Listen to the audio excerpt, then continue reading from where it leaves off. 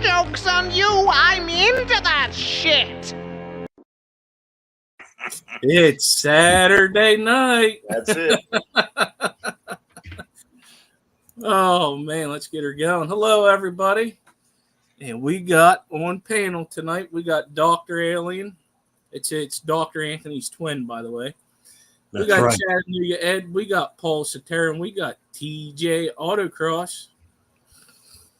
This is the Nocturnal Feeding Show, the Saturday edition. What? Okay, we'll get to that comment here in a second. Uh-oh. We're going to go ahead. Mr. Capitals, Mr. Stuck Capitals is here. Yeah, we'll get to that in a minute. All right, we're going to say hellos in the chat. We got Eduardo came in first. We got Professor Fish Tanks. Jimmy P says he'll be back. Wallway. Man, you were almost an hour too late, bud. Sorry. We got Skull Aquatics, Shady Grady. B Wood. We got Garcia. Let's see. We got the Xanadu. Dennis Christensen. Benjamin Peters. Good Bite Me Night. I don't understand that, and I don't think I want to. What's up, Robert Reed? We got Scotty the Fish Freak. Linda Worth. Good Bite tonight, just fed his fish. I think he's on something. I don't know. He must be. Must be his painkillers. I don't know. I'm about to get a nasty text, too. Jen Yu. Ross Baltimore. And we got the Stephen P. And we got Lake to Land. He already sent me a snarky message in chat. Oh, man, it's still going. My caps are on just for you. Yeah. We need to send him a new keyboard. I'm trying to get the show on my telephone, but I can't get it up there because I want to type to somebody. Is it okay if I say something quick to somebody that's in chat? Ed, we don't want to hear about you not being able to get it up, okay? I'm sorry. It just seems to happen more and more.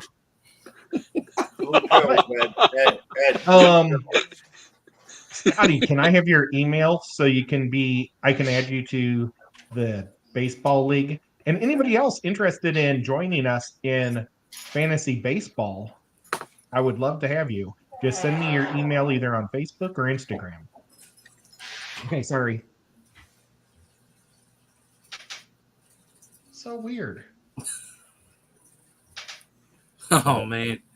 Frickin' Eddie. Oh, my. Oh, we also have, I missed a couple. What's up, Tommy? Nathan Huve. Garcia, I did receive your text, but that's not what I meant. I need the actual video clip that you have, if you still have it saved to your computer. John McKenzie. We don't really have a talk tonight, but my second of the stream already. It's been one of those days. What type of drink are you drinking there, Dr. Anthony? My drug of choice, Coke Zero. Stuff tastes like crap. Oh, I can't do it. It's got saccharin in it, Doc. You're glow in the dark. No, it has no saccharin.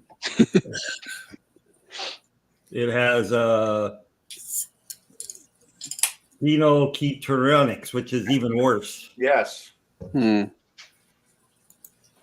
See you glow so bright they can see you from space. Well, I'll be a glow boy instead of a glowfish. Well, it'd be like that plant I was showing last night. Oh, I got to show it here. I'll do it here after a bit. I thought it was pretty cool. Let's see. Silver Creek. Oh, we got the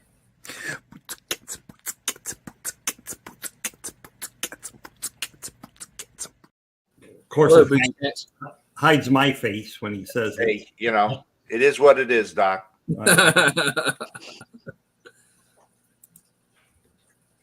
Oh, when did we share this?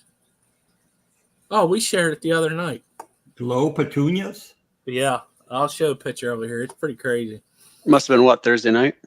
No, it was Friday night on Reptiles. We showed it. Oh, yeah, okay. But I did get a fish today.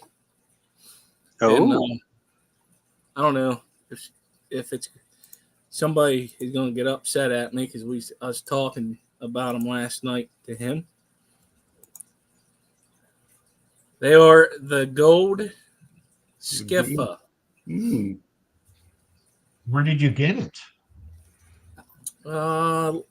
Lake to Lands hooked me up today. Thank you very much again.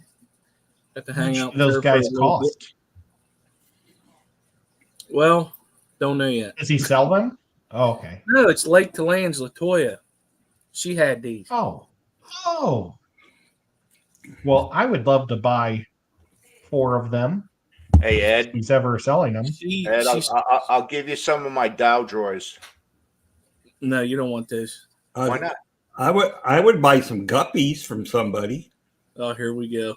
uh-oh. Wait, you're willing to pay? Well, it seems like that's the only way I can get them.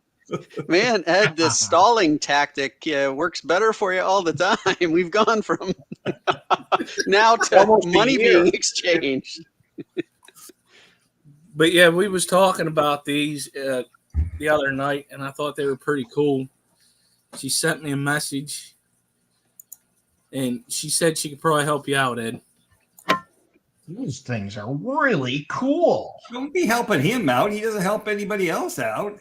Oh yeah, he does. Oh, that's not true. But this is the scientific name. My guppy grass has populated the whole East Coast. Yeah, it probably has. Scyphia francescae. Yeah, what you said, Scyphia. Wow, they're But neat. it's the, All right, the now, golden. are they just like other Goodaids, like 2 or 3 babies every 60 days? Yeah, that's what Yeah. Goodeids are known for. Nice. Yeah, but they're pretty cool. I can't wait Yeah, they're great looking. to see how They're they do. so pretty. What's nice, these came from she got the I knew I was waiting for him to say something. I was waiting. I was talking to him about him last night. But his name's Ed. And somebody said They need Somebody- harder water. They need harder water. You know that. yeah, I'm already working on that. Okay. Latoya said Ed Moats. Well, don't tell my Goodaids that. Yeah, They're not living in hard water at my house. and I think Skull knows who this is. I feel like he sent me a message about it. Somebody sent me a message about that guy, but yeah, they're pretty cool. They're doing good right now. Because they are a hobbyist bred fish, it didn't actually come from, they weren't imported in. That's the best part about it to me. Silver Creek's got a question.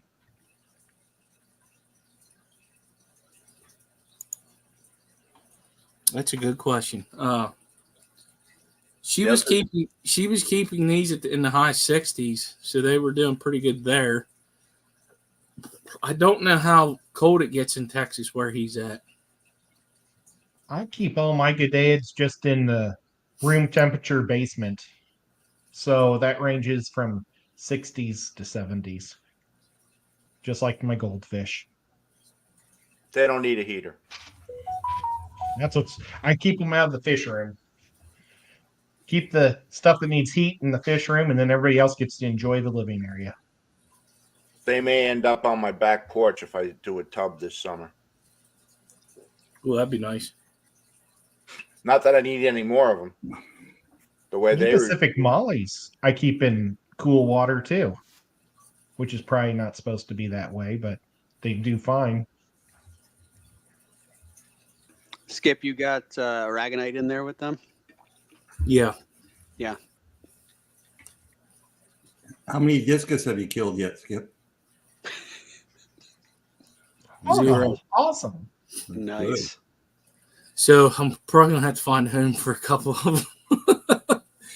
They're gonna outgrow everything I have. At least till I get them up here. You know, you could make a cool Yes. tank like how Dr. Anthony had one. Yeah, that'd be nice. Oh, See how yeah, much I take have. Skip, just invite Jeremy over for the weekend. He'll build you a tank. Yeah, I know, right? Oh, I thought gotta watch this. Jeremy was going to kill his discus. No. It's No. like, whoa, that's mean.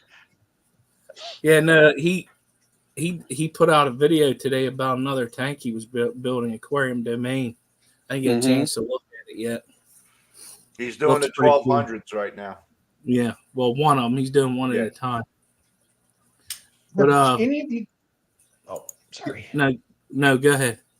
Have any of you guys ever built a fish tank with tempered glass from a glass table? No. Oh, My I heard that's like a great way to get a giant piece of glass. It's super That's, heavy duty. my discus tank, the viewing panels are tempered. From a like a kitchen table or something? Well, it's tempered glass. It says it right on it. It's when you get so you can't drill that stuff. You try and drill it, it shatters into a million pieces. So, but yeah, the viewing panels on this are both sides are tempered. yeah, but using a glass table is what, 1/4 inch thick? I don't know. Yeah, you're not gonna be able to build too big of a tank with that. Well, I thought like a plywood tank, and that's just the viewing panel. Yeah, you're gonna have to have. There's a lot of pressure there. Depending on the size. Yeah, you may Yeah. have to go up to like a 1/2 inch piece of glass, and that is heavy glass. Well, my tall tank is about a 1/2 inch thick, my 4-foot. Because is it like after 32 inches, glass starts to bow and break? It's something like that. So once you get so high, it starts to bow out and it'll snap. And so that's why you got to go thick or tempered. And like I've got a tank that's 48 inches tall, but it's only 20 by 20. It's a column tank, but that's tempered. And it's pretty thin, but maybe because it's so thin, it can be stronger too that way. Because less pressure because of the angles. Just less the bow. I don't know. I learned if you're going to do fancy ponds in your front yard, go with tubs that are round and not square. Because whenever you get the square ones, they start to bow too, and they mess up everything you do. Remember that cool fountain I made last year on that outdoor tub? My mom absolutely loved it because it's so pretty. Every time it would pop loose because the water just kept bowing it. Finally, I just did a freestanding thing, so it would have a fountain that just stood in the middle and flowed. Well, that's like, do you notice how some people are using like the totes that you get from like Walmart or something, your storage totes? Mm-hmm. They'll do the same thing. Mine wasn't big enough, but like the real large ones, oh man, it was Chubbs down in Louisiana. This was years ago. I seen a video. He was doing it with them, and what had happened was they started to do that, right? So what he did was he ran rope in between and like tightened them up, and that was one way to support them. Oh, like he made his own like cross brace, Yeah. Yeah. Listen, like out of rope. you go on Facebook Marketplace, you can find those Rubbermaid totes. I saw a 100-gallon one for sale for $50. Yeah. I mean, that's the way to go. They're reinforced. They're ovals, so it kind of distributes the water weight well, but they're reinforced. You know, if you're gonna go for it. Buy something that was designed to hold that kind of water in the first place. Because I have totes, but I kind of use them as quarantines. If I don't have tank space, or I throw them in a 5-gallon bucket. Done with it. Put a air stone in there, or a sponge filter, and let them go for the time I need to quarantine them. And I have those little cheap heaters. Drop one of those in, the preset ones. Mm-hmm. That's it. Because I don't keep my house warm enough for tropical fish to be unheated. I'm 68. During the winter, the warmest, so I can't. Really, you look 75 though. Listen, Yes, 82. I'm almost not quite as bad as you. Okay. Oh my gosh. There was a question from Eduardo of any plans for auctioning again. Yeah, it's going to be next month. I'm going to start working on that this month here. Get it started with getting some hobbyist, breeders. Send some emails out, see where it goes. Then I'll go from there. So that'll be happening again this year. Eduardo just gifted 20 memberships. Oh, I didn't get that Holy. far yet. Oh, Eduardo. That's Thank you, awesome. Eduardo. Thank you, Eduardo. Did you do it all in caps? No. But welcome, Scuba Steve, Jen Yu, Stephen White, J Rock Does Stuff, Andy Carson, Bunny Viper, Maria Z, Craig's Catfish Cave, Surf City John, Atkins, Vincent, Cosman, Chris Ladd, Aquatic Moose, Carr, Angie Carlos Diaz, John, My Fish Tanks Aquatics, and Hillbilly Aquatic. Thank you, and welcome. Nancy B just said something about she used galvanized stock tanks and she paints the inside with Flex Seal. The other thing you can do with those Rubbermaid totes is they have that real. It's basically like bamboo screening. It's like really thin pieces of bamboo. I saw Dean did it. He cuts it down the size and he just wraps it around the tank, the tub, and it gives you more of that natural look. So, because the one thing I have a problem with steel tanks, if they're left outside in the sun, they can really overheat. There that was again. There it is. Mm-hmm. No, that was me this time. Oh. But it wasn't me the first time. Oh. It was weird. I actually got one of them 100-gallon ones. I'm burying it, though. I'm putting it in the ground. That'll keep the temperature consistent. Mm-hmm. Yeah, because what'll happen is the afternoon sun, when it gets, the hottest in the day, it'll have shade. So it'll get the morning sun. So it should not heat up that much, but I'm going to have to keep an eye on that. It shouldn't, because what is far down, it's going to be pretty, what are they, about 2 foot? What is it, 100-gallon? Yeah. Yeah, it's about 2 foot deep. Yeah. I guess it depends. I'm trying to find a photo of mine. I'm going to run down to my fish room and take a photo. Okay. Yeah, I've got a 40-gallon, just one of the Tough Stuff, I think is the brand from Tractor Supply. Yeah, that's their brand. Uh-huh. The reason, one of the reasons I like the Rubbermaid ones is because they have the plug that you can drain the tub with. But if you're burying it, that really doesn't matter. But if you're going to do freestanding, you got the plug. You can drain the tank, the tub, real easy. If you're not going to keep it out year round. Yeah, but the tough ones have it too. They should have that drain plug. Mine does not. No, oh, it doesn't. They, that's one because they're cheaper. So they don't have the plug, and the sidewalls aren't as thick. The Rubbermaids, it's some kind of injection molding. It's like actually a foam. The thing you got to worry about, Skip, when you're burying it, make sure you got a cover on it, because you're going to put fish in there. You're going to get raccoons in that bad boy. You understand? I got 3 hunting dogs right now, right? It don't matter. I'm gonna tell you right now. They come out at night. They come out at night when when the pups are sleeping.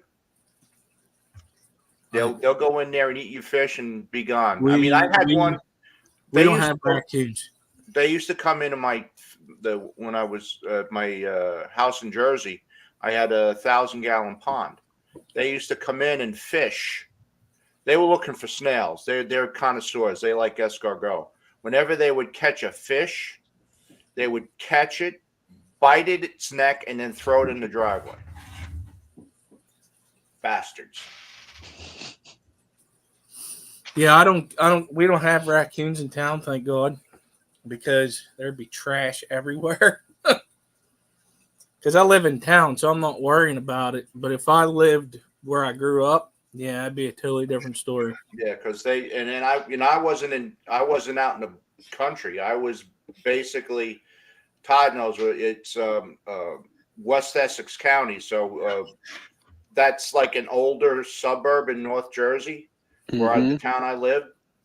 We had everything. We had turkeys. We had freaking deer. It's the same around here. Yeah, we had fox. I had fox running up and down the street. You know, I'm basically, where I lived, I was straight shot down 280 to Newark. I could be in Newark Airport in 20 minutes. So, you know, this was far from the country, but we had all the wildlife floating around. One of the things we're going to have to do is, because of my dogs, they're labs, and one of them, the father, Ruger, he really loves water. So he'll be in that thing. So I already got this decorative fence thing I'm putting up around it. I ended up putting a top on mine because of all the animals that are around, and just, you never know what's going to show up. So I used, the stuff that you can buy at Lowe's or Home Depot. It comes in a roll that usually you put around like maybe a small sapling, and it's kind of to protect the trunk from, deer or whatever getting to it. It's like a wire mesh that it's rust proof, that kind of thing. And so I basically bought one of those, cut it to the right size, and then I bought a wooden banister. So like to make like banisters for stairs, and cut that up and created that as kind of the frame. And it just sits right on top of the Tough Stuff tub. And what it does, it helps hold it down, right? Yep. Does that, and if there was anything, even like a neighborhood cat that was messing around, it's heavy enough that they're not going to fall through it, because the metal is thick enough that it'll do that, and it still allows for like bugs and stuff to kind of get in. Right. So they could still, there's lots of live food and all that other kind of business, but it keeps stuff from getting in there when where nobody's around. What I found is I had one of those motion detector. They shoot water. Worked really well. Kept around. Once I hooked that up, I didn't have raccoon issues anymore. This is what I consider my breeding room, where I do those bucket, or those are 110-gallon tubs. Those are what I do my summer tubbing in. Your tummer subbing? Say that 10 times fast. Yeah, I have 6 of them outdoors. And this year I'm going to paint them all white at the bottom, so I'll be able to see the fry and the fish when I'm emptying them easier. Because I put a white plate down and I grab the fish when they swim over the plate, and it's like, you know what? I'll just paint the whole thing white. Ed, why don't you just put sand in the bottom? I don't want to deal with junk, extra stuff. Yeah. I'm just going to do white. But that first tank there is probably got 500 to 1,000 of Dr. Anthony's guppies that he wants. Hey, Doc, just got to go down to Ed's basement and pick out and take your pick. That's it. Grab a net and go. That's it, baby. Well, That will travel. when he invites me to speak at his fish club. I can't wait for that. That'll be so awesome. That would be a good talk. Yes, Scotty, Yeah. that is in his basement right now. Yeah. That's my second fish room. My main fish room's all pretty, and then this one's where I just breed and store the extra fish. But yeah, and the two tanks in front, they're quarantine tanks right now that I just drop fish in and hope they live. And if they do, then they can go into the fish room. But the heat from the fish room, I have a fan blowing into this room. So both rooms are at like 76 to 77 degrees. But yeah, I just took that picture quick because those are the tubs that I use. And I bet you they're 3 foot maybe or 30 inches. They might be At least. 150s, Ed. They're what? Are they 150s or 100s? They're 110s. Okay, well. I get them at Tractor Supply. Mhm. Every year they go up like $10. Yeah. Yeah. I buy 2 every year. Like I said, Facebook Marketplace, they're always up. They're always there. They always show up. So I bought one. Well, I didn't buy it. My neighbor did, but I bought all the stuff to get the tub up and running. We used the 100-gallon one. I was using it for bait, and I thought we was going to keep doing it. Well, you got to buy a chiller, and when I started looking at prices, I was like, no, because they can be expensive. You could do some DIY ways with the refrigerator and all this other stuff, but I didn't feel like getting into all that at the time. So before I tore that down, I found one on Facebook like you're talking about. They normally go for $90 to $100. Well, at the time, now they're probably over $100. You're almost paying, $1 per gallon on plastic nowadays, it seems like. But or maybe even more. But the guy on Facebook, he bought it and used it for, I think he said it was for chickens or whatever. But I looked at it, and it wasn't dirty at all, but I scrubbed the heck out of it. I used vinegar, soap, and I was going to use bleach, but I didn't want to do that. But it cleaned out really well. That's the one that's going to end up going in the ground. No, that's not the one going in the ground. So I have an extra one. I don't know what I'm doing with yet. I just realized that because we did end up tearing that one down that I had in my basement. I did a short on it, I think, probably a couple years ago, or a little video, but it's just because them chillers, they're so stinking expensive. It's not even funny. If you want to keep bait fish alive, they got to be cool. Because they come from our cricks, and they're always cold. Crick? What's a crick? Crick. I don't know Like crick Fanger. Or for you guys, creek.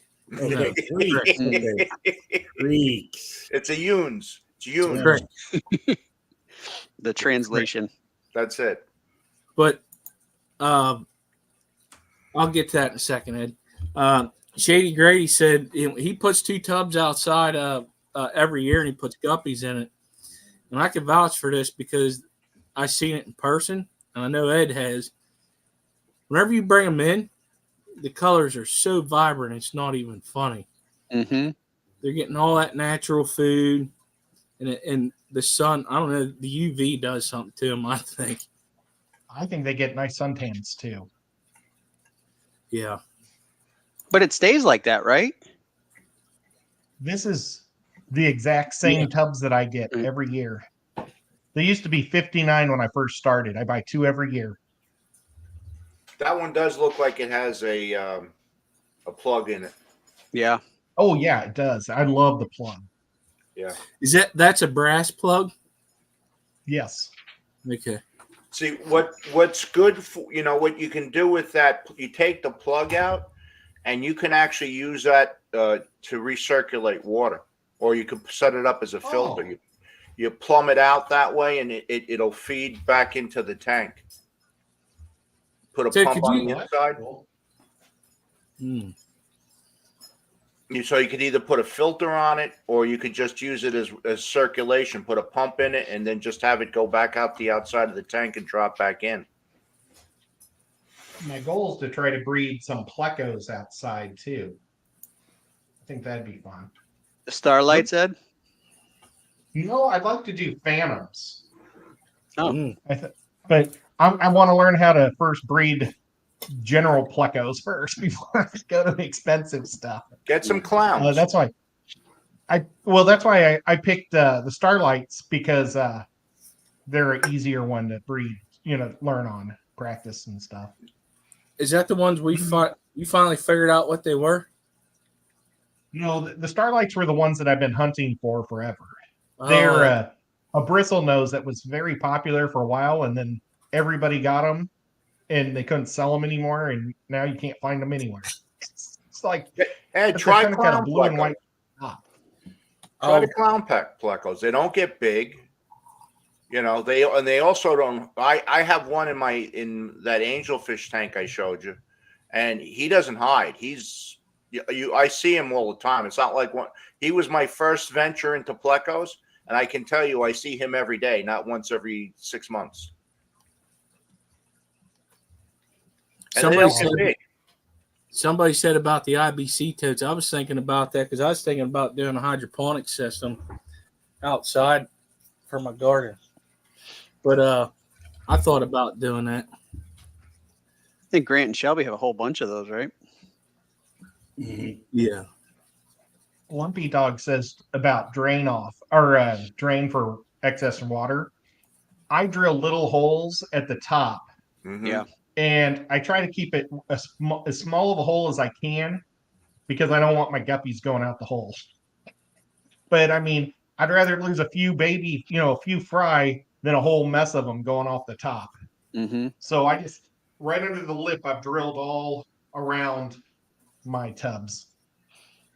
And then I cut little squares out of like a cloth that's not super, super fine, and hot glued it around the holes that I drilled. Mm-hmm. Yeah, this way you don't have to worry about fish going out with it. Well, that's cool.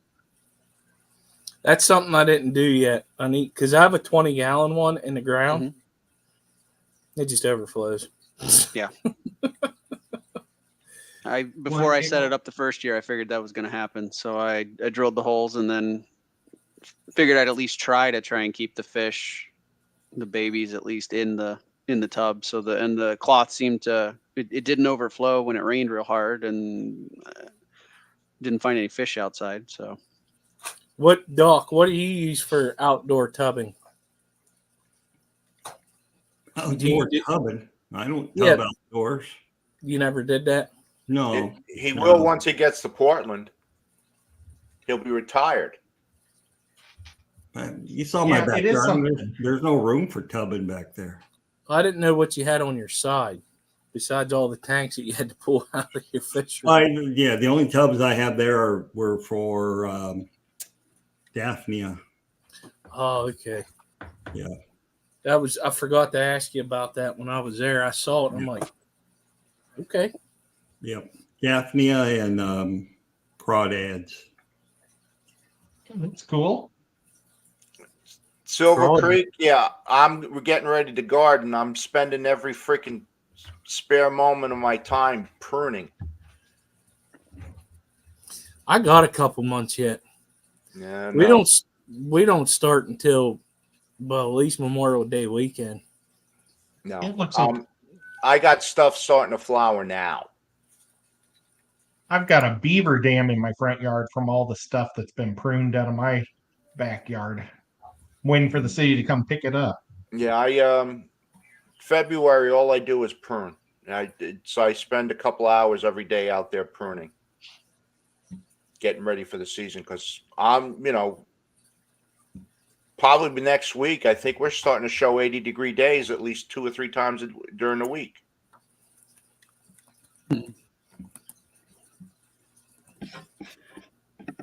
Oh, Larry D, I got to send you a message. I'll send you a message after this. Oh, I forgot.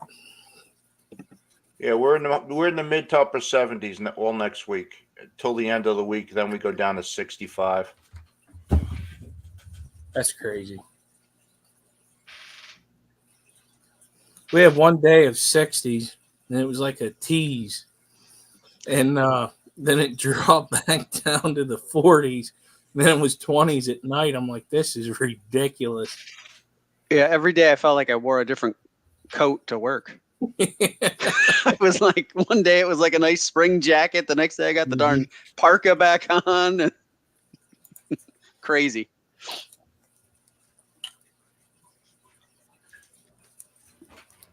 Anyone have turquoise rainbow fish? I used to. No. Yep.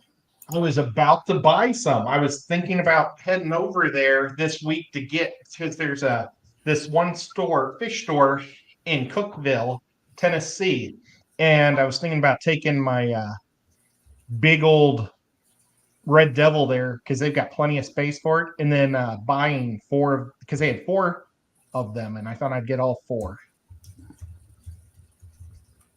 And they were a good price. They were selling them, I think, for $9 a piece. So it's like, man. But yeah, I love turquoise. I think they're really pretty. And they get nice size. What is there is the dwarf rainbow fish, are they the turquoise, or is that something totally different? That's different. Gray Cox is That's the dwarf. the neons. They're also known as neon. Okay. They're pretty too. I have one. It's a hitchhiker on its egg was a hitchhiker on a plant. And it grew up in my grow out tank for my Synodontis. I'm like, what in the heck is swimming around at the top? One of those guys. So I should get a couple more just to be nice. So he has friends. Hello, John. Select John. Oh, John. Could you ask Phil if those oh yeah, plecos I got are L171s? Because now I'm questioning that I wrote down the right number. yeah. And if you didn't catch that, John, I'll just text it to you. It's a smart thing to do. That was a big debate Thursday night. It was driving me crazy.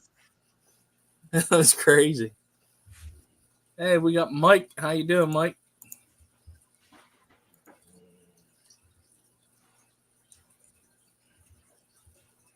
So, Doc, got a question for you.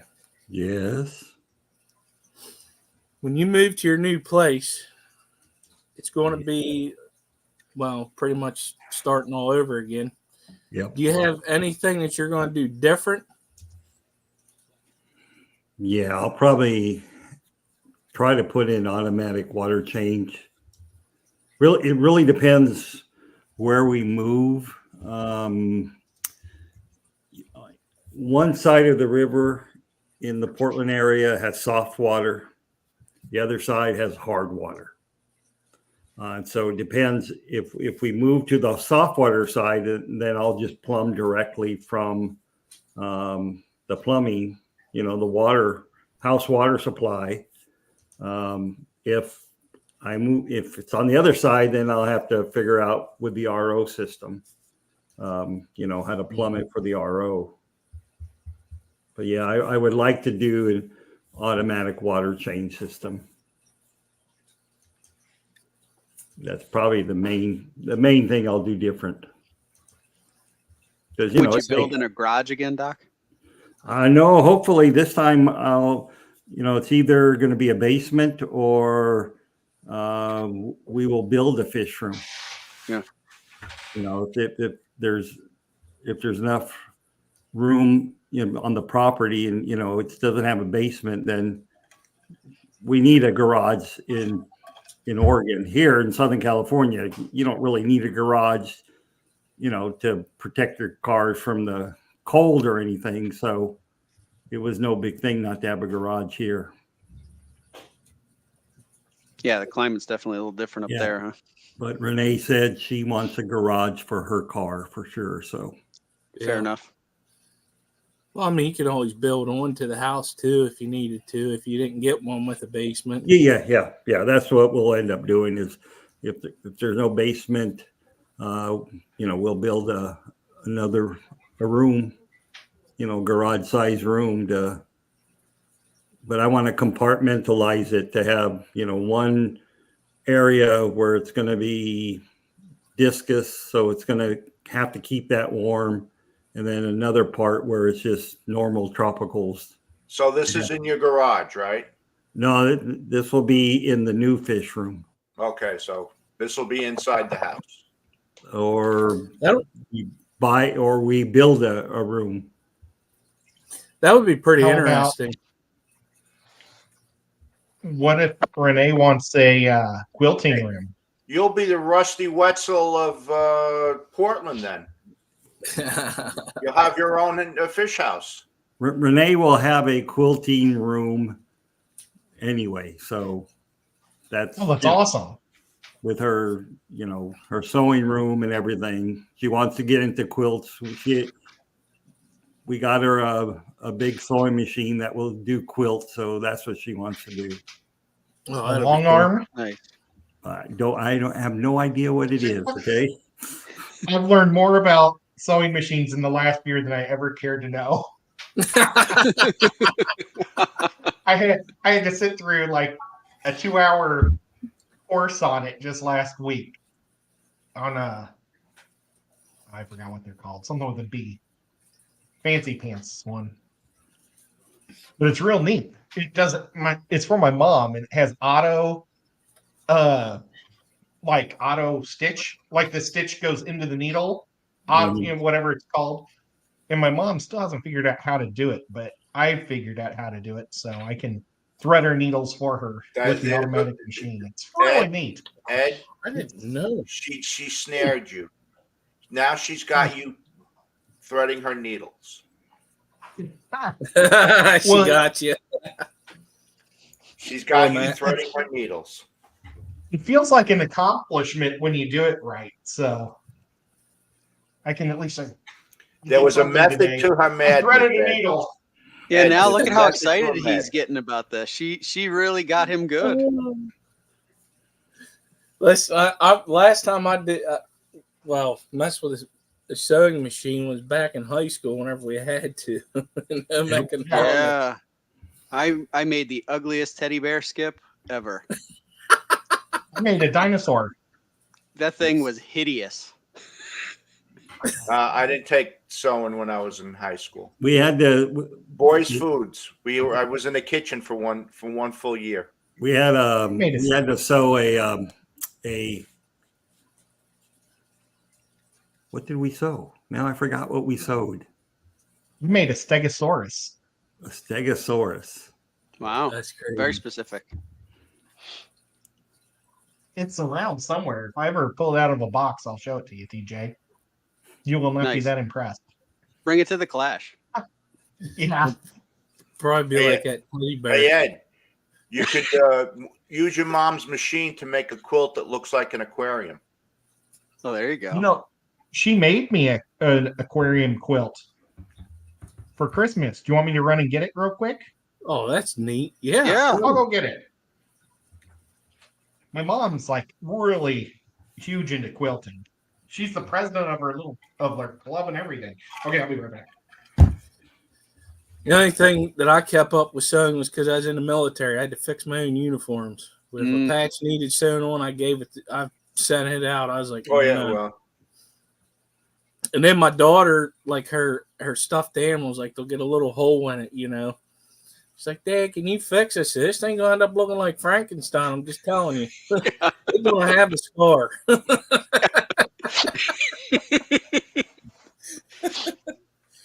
And then when I was done, she's, oh, that's pretty neat. I like that look on it. Oh man, it's funny.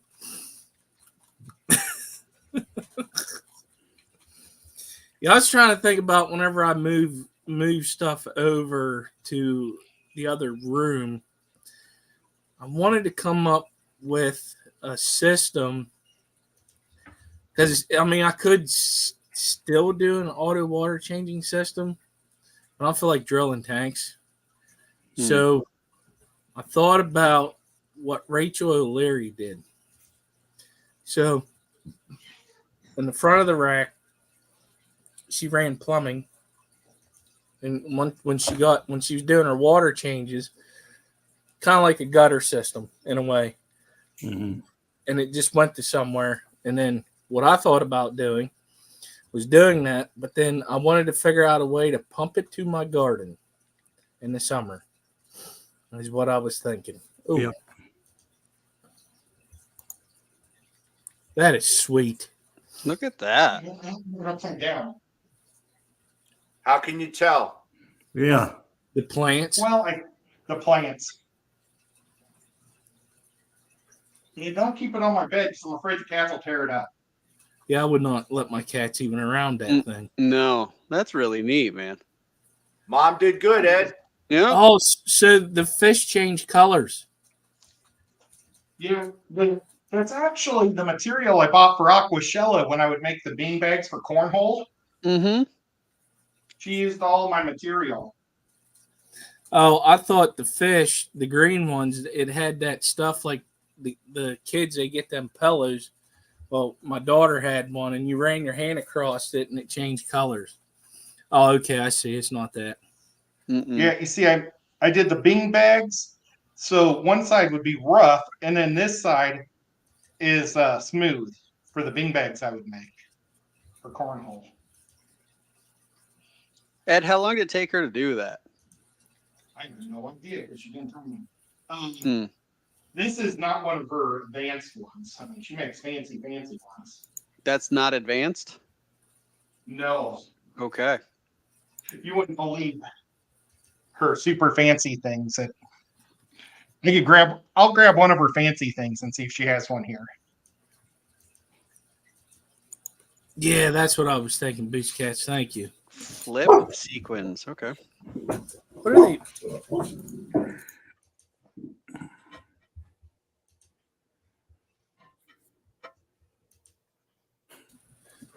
Oh, man, I thought I was going to have to fight somebody there for a minute.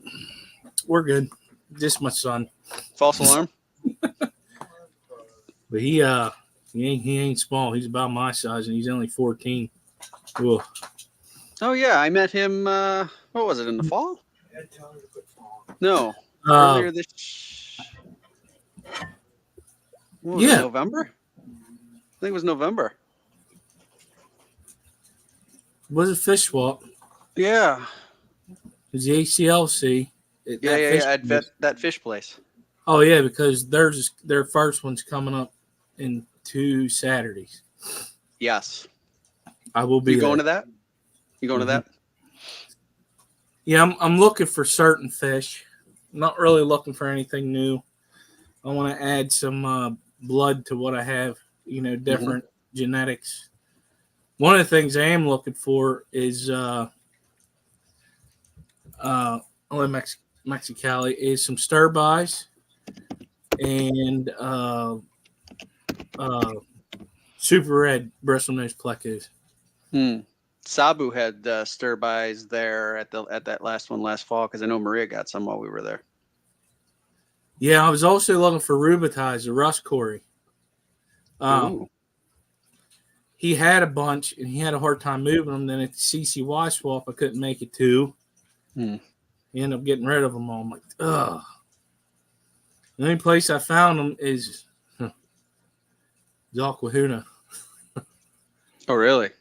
Yeah. They'll come out real small. Well, that's fine. I don't need them, you know what I mean? I mean, I know I got a full-grown one, but small's fine, too. Well, anybody going to be Raleigh that first weekend in April? They just announced the auction at the end of the AGA, and it's not just plants. It's going to be a full auction. Plants, fish. I think they even got equipment that's been donated as well. So should be pretty good. You talking about the AGA, so the Aquatic Garden Association. Well, they're having a convention. My club is hosting the convention this year. It's Thursday through Sunday. Sunday's the auction. It's an all-day auction. Starts at 9, goes till when everything's gone. It initially was just going to be a plant auction, rare plants. Now it's everything: fish, equipment, you name it. And that's the same. That's the same time the NEC's going on, right? Mm-hmm. That shit. Okay. Yeah. Professor Fish Tanks. Believe it or I'm surprised because I've done tissue cultures before and it didn't really end well. But it's doing great still. I'm glad. I'm really happy that I got that. Jimmy P. I think I'm going to try them. I'm going to wait till after this swap. If I can't find any, and if they still have them, I'm going to go through them and give them a try.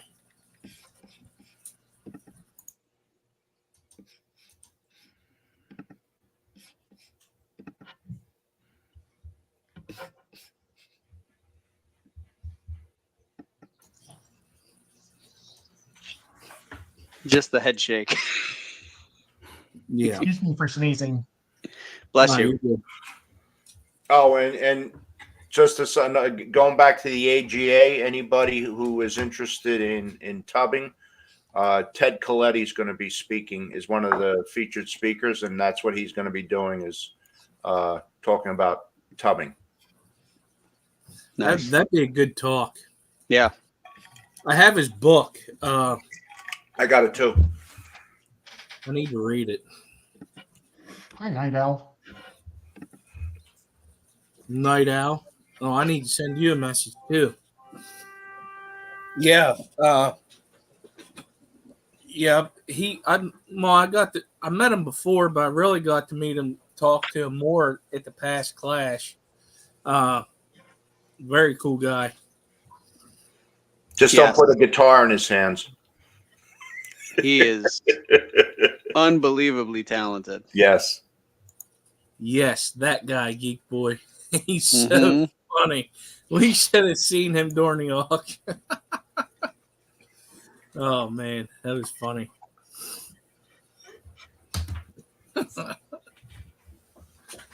Oh, man. You guys got any new projects, anything going on? Just those new discus I got. That's it. As far as fish. And I'm watching everything else is outside. Everything else is outside? Yeah, well, I got to get my yards sorted out. After I finish pruning, I got to weed it, mulch it, fertilize it. So that's, I'm probably going to go through 3 skids of mulch. Wow. Yeah, okay. There's a company down here, it's called Jet Mulch. He comes in with a trailer and he blows the mulch in. So I do that every other year. So this is just the top, this is just the top off year just to finish it off. I'm still going to use probably 20 yards of mulch. It should be called trailer mulch. Well, Jet Mulch, because he shoots it out of a hose. I never heard of that. Oh. What's that? I never heard of them do it that way. Yeah, they do it here. Yeah. He's got a yard. He shreds his own mulch. If you want it dyed, he dyes it for you. And then comes in, it's a 48-footer.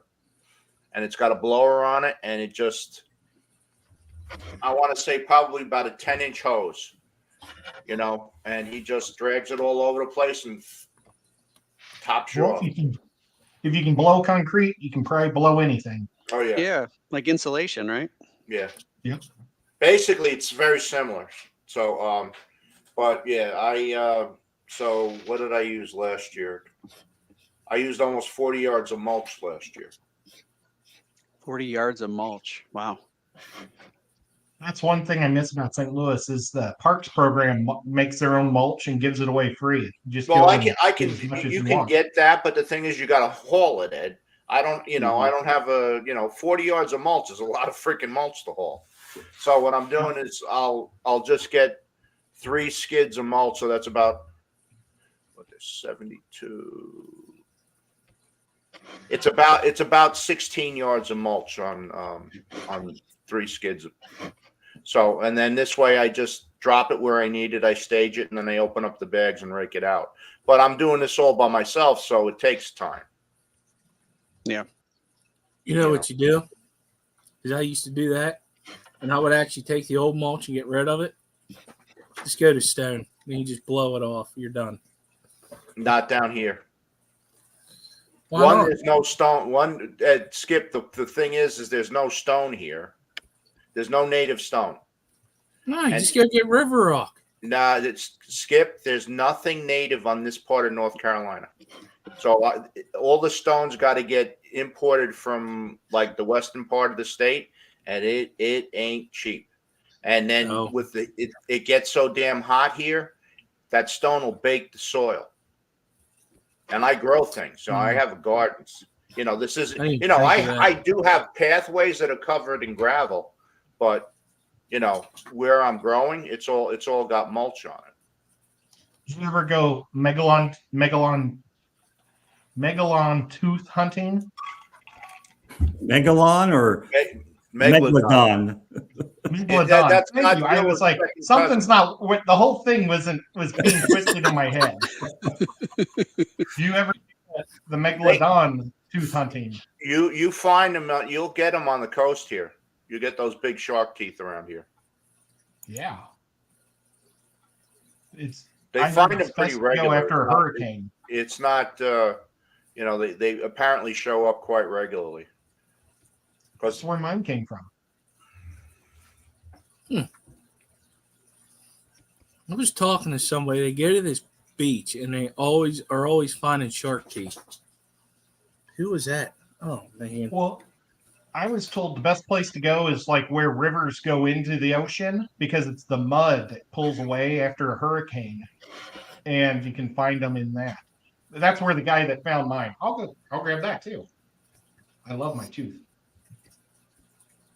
Oh, somebody at work. One of the places that they go to, you can walk that beach and that's all they find is shark teeth. Mm-hmm. Like it's always there. In North Carolina? I can't remember if it has to be down that way. It ain't Somewhere. Up here, I can guarantee you that. You ain't getting that, you know. You ain't getting on the Jersey Shore and you ain't getting it down in Maryland, that's for sure. No. So it has to be down that way. Yeah, they show up. They show up on the beaches all the time. Them fossilized teeth. I love my tooth. No, it's a tooth. I love my tooth. I used to say it like that. Listen, this is my fingers. This is my thumb, okay? Oh, man. Whenever I was a kid, I always said that. Oh, wow, Ed. Oh, hold on a second. There's a guy at the Nashville flea market. He goes North Carolina, South Carolina after hurricanes and then hunts for these. And now, are they saying that's a fossil then, right? Yeah. Yeah. No, that's because I like what John says. They're still out there swimming around. And this one actually would go forward because they had them like, so they were like, the fat ones went backwards and the thinner ones went forward for cutting. Isn't that creepy? Oh, that's interesting. Yeah, because you just assume that the curve is always on the inside, but the thin ones go out. Ed, I think you should get that wired up so you can hang it on a necklace. I like it too much. I'll break it or lose it. I'd like to get one though that's more white and brown. The minerals change the color on it to the dark colors, but I'd like to get a dentist. You can wear it like a bow tie. I wonder if you could get on an airplane with it. It's not going to set off any alarms, that's for sure. True. Well, I made Megalodon teeth gift prizes for people that I remember that. And they had a hard time letting John on the plane with his. They wanted to know what the deal was with this big bronze tooth I made. Tell them Hello, it's DD. Sculpey. It's Sculpey. It's Sculpey. Yeah. But Oh, that I mean, would it be probably- pretty neat, Scotty. That'd be pretty neat, Scotty, to get some of those. Oh man, that's bugging me. Now I don't remember who the heck I was talking to. I hate that. 'Cause I maybe remember you they were said- talking to another fish person or not a fish person. It wasn't a fish person. I think it was somebody at work. Okay, that eliminates a lot of people. Was it an inmate or a worker, like a co? Yes, it was an inmate, Ed. No, it That was not they me. they brought in shark teeth to use as shivs. Oh, we ain't Would be gonna go awesome. there. We ain't gonna go there. No, it was somebody at work. I think I remember who it was now. Yep, I remember who it was. Yep. I tell you, a nice place to go to is in Delaware. It's called Indian River Bay. Nice blue crabbing, clam hunting, and mussels, man. If you love that stuff, that is the place to go to. They got a boat dock. You just drop your boat in and go have some fun. Oh, nice. Never wanted to live in Delaware till I went and visited that place. And I'll tell you this, they're not all short people in Delaware neither. See if I get a messaging check for that one. Everybody was short in Delaware. You'll see. You'll see. It's coming. Oh, no. No. Yep, that didn't take long.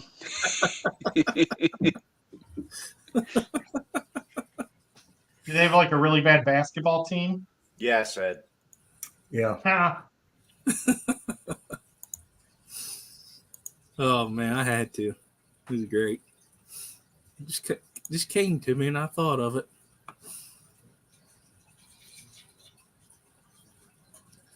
And no, I don't have none of them are my friends that can't leave. No, not at all.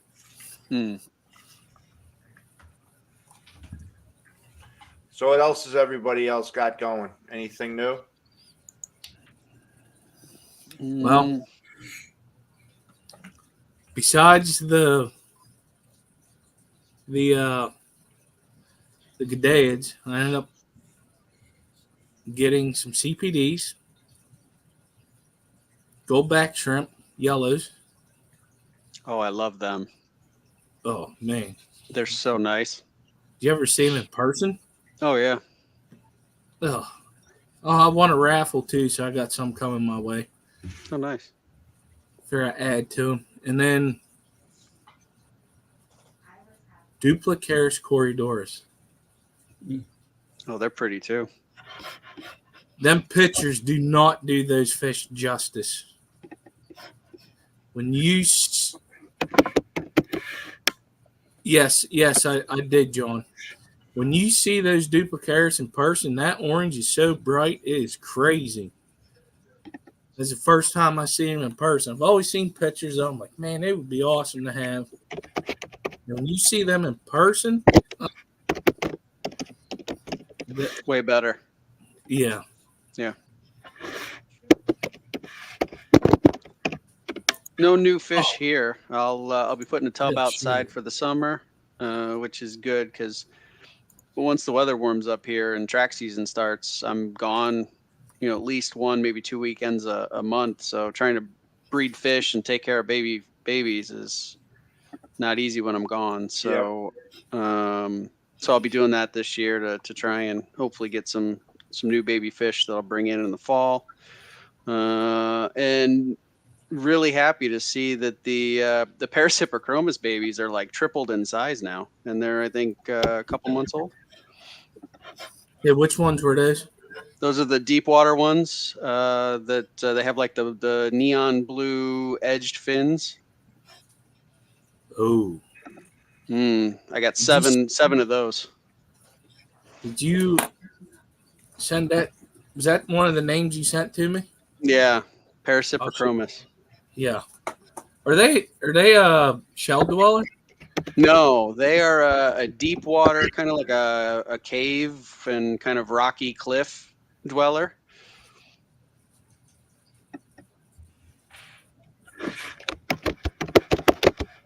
They're pretty cool. I like them. Oh yeah.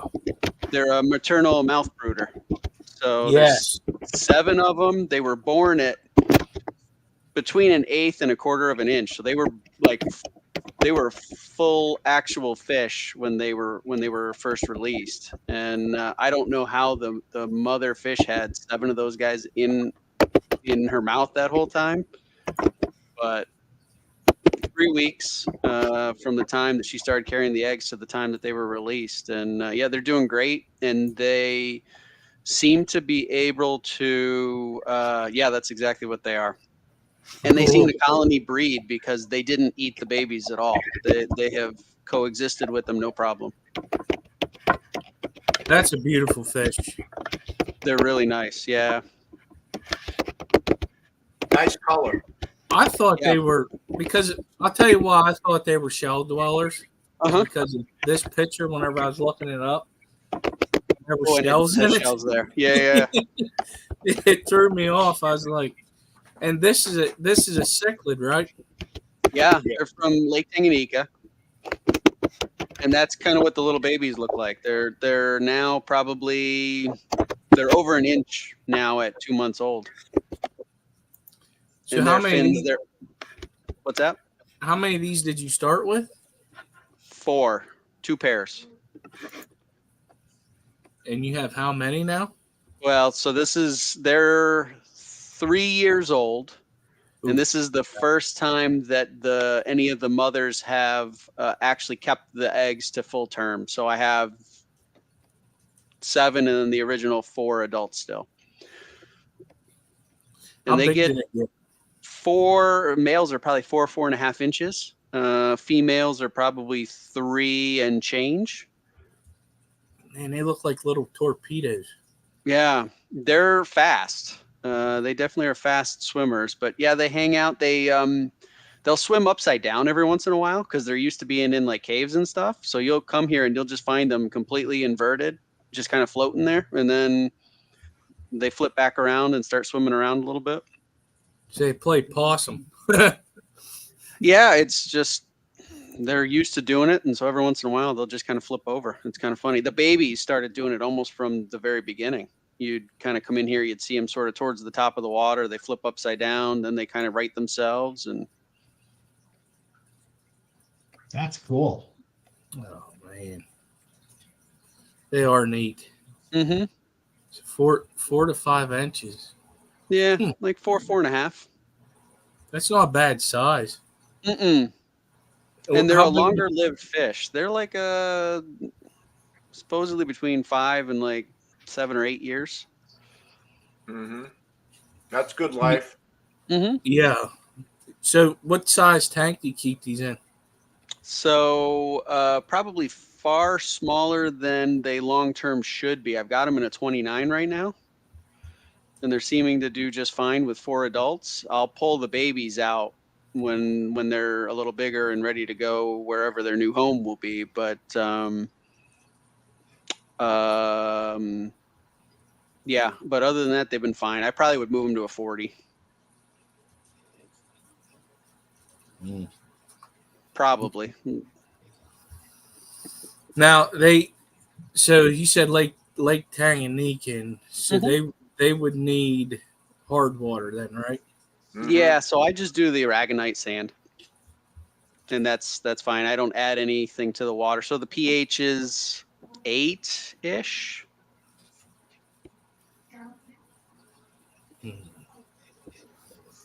That's a beautiful fish. Mm-hmm. Well, I told you if you're interested, just let me know, and then as soon as they're bigger, you can have them. That's no big deal. and then I'll hope that they're going to continue to breed. Once they've started, I'm sure that they will. And then I have a feeling you're going to end up with a mess of these. probably the good news is that the females seem to take a good little while to sort of prepare to lay eggs again. Kind of because they don't eat for 3 weeks, right? So it take a little bit of time. So they may not lay eggs more than once every couple of months. So, Well, I mean, and how many pairs did you say you had? You had 2 pairs. 2 pairs. Yeah, I see what you're saying now. Right. Saying if you had more than 2 females, then yeah, it'd be a different story. For sure. Yeah, for sure. And it took them they're like I said, they're over 3 years old at this point. And this is the first time that I've had where a female has kept the eggs full term. So it took them a while to kind of learn the story on how they're supposed to do this. So, but it's worked out great. And like I said, they all stay in the same tank. Don't bother the babies. They kind of care less. They don't pay any attention to them. They'd get along with the Brichardi. I think the Brichardi, Richard, are more aggressive than these guys.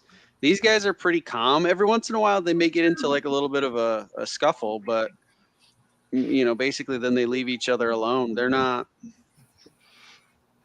certainly not, but they occupy the same area, I think would be the only problem, right? Because I think the Brichardis tend to like a little bit of the, like the rocky areas and that kind of thing. So I'd be concerned depending on the number of spots that you had, the size of the tank, if you'd get into a situation where they would fight more than what I did. I kept them for a while with shell dwellers, and they seemed to do fine because they didn't want the same part of the tank at all. But yeah, I don't know. I would be concerned because they're the same type of habitat that they like. So, Todd, do you have to keep these crowded like other Africans? Are they more of you don't need to, because in the Africans, you have to worry about aggression. Yep. These guys, no, Paul. They're really pretty calm. Wow, that's really neat. I think the shell dwellers are more aggressive even. My Maltese, I think, are even more aggressive with each other than these guys are. They don't really bug each other too much. Like I said, every once in a while you can see maybe they got into a little scuffle. Maybe there's like a little ripped fin, but you don't see aggression day to day. Okay.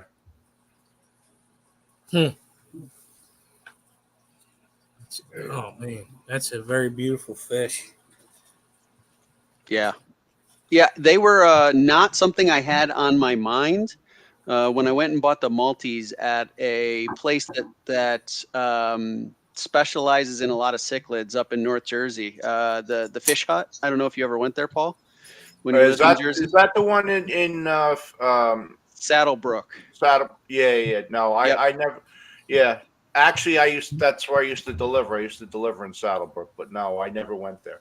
Yeah, I was basically when I was up, my last few years in Jersey, I was working with outdoor fish, so I was doing more koi and goldfish. Got it. And ruby reds, those minnows. I used to put them outside. They used to live a couple 3 seasons. Oh, the little like the bait shiners. Bait fish, the ruby reds. I put them outside. Yep. So the other place you should check out is Absolutely Fish in Clifton. I've heard good things. I've never been there. Oh man, that place, they actually have their own saltwater hatchery. It's in I want to say it's like in either Sea Caucus or Passaic. They have a saltwater hatchery. Oh, that's interesting. So reef fish. Yep. I mean, he's like, yeah, he's got some kind of doctorate, the owner of the place. It is an absolutely phenomenal store. You name the fish, they've got it. And they do everything, soup to nuts, from ponds, fresh, tropical, they even do temperate fish, temperate water fish, tropical fish, and saltwater. So It sounds like it must be a big place then. it actually is not. It is Nope. actually not a huge store. It's on Route 46. It's like maybe 3 storefronts Oh, in a strip mall. yeah. So not that big then. Okay. No, it's not huge, but I mean, the way he's got it laid out, I mean, he's got everything. It's very well laid out. I mean, when they do what's called Midnight Madness, they'll do a sale at night. A couple of times during the summer, where 46 is actually shut down. There's so many people freaking trying to get into the store, and this is at night. Yeah. Okay. Cool. But Yeah, it looks like yeah, Tom's been there. Alishon. yeah. And I saw Shady Grady said he had gotten his first African cichlids, some Julitochromis. Those are neat. I've never kept those, but I think they're really cool. They're another type of a rock dwelling African from Tanganyika. Yeah, Tom. It is very pricey, but you're getting good quality fish. If I remember correctly, he quarantines for a minimum of a month. So you got to pay for that. I learned something about my local fish store the other day. So, speaking of Facebook, there was Marineland Lights. He had a 48-inch and 336 inches. And I looked them up. I looked the price up. I said, "Holy cow!" He's asking for all 4 of them was $100. And I talked to him. I said, "Yeah, I'll get him." He goes, "Well, $80." I said, "Okay, we're getting better." So I went and met up with the guy, and we were talking, and he has a 265-gallon tank in his room. And what he did was he has African cichlids in it. He said it was an accident, but he was having a hard time getting that 40, getting them to penetrate the light down deep enough to where it looks. Well, I found out why. Because they're actually, I put them on my 70, put the 48-inch on my 75, got rid of that sharp light because it makes it look so much better. But he was telling me about the LFS. I knew she quarantined, but I didn't know she had it in her basement. Like, she has a whole quarantine set up in her basement. And I thought that Really? Yeah. Hey, Priscilla's here. Oh, hello, Yeah. Priscilla. And she said her favorite are the Similis. Yeah, they're neat. So what is this picture? That is Cory napoensis. Those I'm supposed to be getting those. Wow. That's a cool Cory. It is. It's awesome. Wow. Dan had them for sale there for a while, and I saw them like, man, those things look pretty neat. I don't know much about them.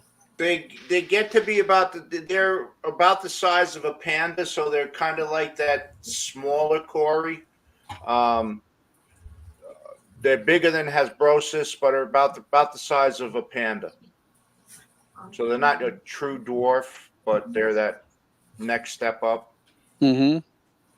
I love the pattern. Yeah. So I'm supposed to be getting a half a dozen of them. From the Napo River in Peru. The Napo River. Yeah, that's why they're called Napoensis. Napoensis. Okay. Yep. Nice. You're awesome. Have you ever Oh, sorry. Go ahead. Have you ever been up there collecting that way, Doc? No, never been to the Napo. How far is that from where you are in Peru? A long ways Long away. way. Yeah. Prohibitively long away. Yes. Man, that's why you never been there. That's right. Makes sense. They got no direct roads Mm-mm. from Iquitos to Napo. Ooh. This is the latest fish I've got. I've got 3 of these boys.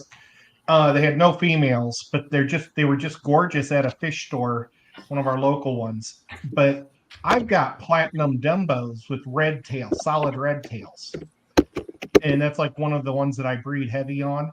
So I thought it'd be fun to see if I can just breed the boys with the girls and see if I can get any of that mosaic to come out in their tails. So that's my project that I started on Sunday. But those are the fish that are in the quarantine right now, in one of the nice. quarantine tanks. How many Well, one of the boys varieties has of already died. how many varieties of guppies do you currently have, Ed? I scaled way down. I think Did I you? have between Endlers and guppies, I think I'm at about 15. Oh, But what did I it was used to close be? to 30. I was 30? close to 30. And it was just, that's not, it gets ridiculous because, I mean, if one tank gets sick, you lose your whole strain. So what I'd rather do is have 2 tanks of every strain. So, if something happens that's bad, I don't lose them all. And I mean, and then there's my favorite ones, like those ones in the 4 tubs. I have like 3 tanks and 1 tub of each because those are my 3 favorites or my 4 favorites. So, but and that's one of them is the red tail platinums that I have in there. So I'd like to see if I could try to take that mosaic because the Dumbo ear comes from the female. So you got to make sure you get a Dumbo female if you want to keep it, the Dumbo line. But is that always true, Ed? Yes, with the Dumbos, it's always from the female. Okay. Just like Threadfin or the ones the Gotapodium that's real long that only comes from the female side because the boys can't even breed. Yeah. The boys can't even use them. I don't allow them in my fish room. I hate those fish. Yeah. But and I'm not a huge fan of the Dumbos, but you know what? I've got the Dumbo Platinums and they look so pretty. I thought I'd see if I can make a mosaic from it. Now, I had mosaics once before, and the females had blue tails, and the males had red. So that'll be interesting to see what happens because my platinum Dumbo females are pretty much very generic looking guppies. They don't have any colors or anything other than just like a dark tail. So we'll see what happens. But that's what's fun about it. Is if it doesn't work, oh well, I'll just throw those guys in my mutt guppy tanks. I've got a lot of mutt guppy tanks. Yeah, you get quick generations out of guppies, so you'll know what you're doing really quick if you're on the right track or not. When you got nothing to do, it's a great fish to go with. So you said, you said the Dumbo, and that the Dumbo ear look and the threadfin comes from the female. So does the colors come from the male? 80% of the color comes from the male. So, that's where it can mess up because if your female is something totally different, it will really throw off your males. So that's why at pet stores they don't sell lines, the same strain because they want you to throw them off by mixing them. But since I have this one female, I've got lots of these females that are very similar. I want to see what happens. We'll see if they have a pattern or not. Maybe they won't. We'll see. Maybe it'll turn yellow. It'll be interesting. I like it. Because that's a big rabbit hole with genetics with guppies, isn't it? Oh yeah. Gosh, I've got a great book on it. I've read it a couple times. It's pretty thin. It cost me $50. I'm trying to think what his name was. Jim. I even met the guy I think he was at the Triple Crown. He's a super genetic breeder for guppies, and he can tell you how everything mixes and everything. He was an Asian guy. He was right at the, when you walked into the fish room to the selling room, he was right to the right side. Oh yes, I know you're talking about. I can't remember his name. It's an amazing book. And it was on Amazon a couple of years ago. I think it may have been $57. It was pretty expensive. And I bought his other book, and it was how to breed guppies for show. And it was basically a waste of money because it's like all stuff that we already know. Like what to feed them, and they like hard water, and it was all basics. But the genetic one is amazing, just amazing book. All right, let's see if I can find it on Amazon.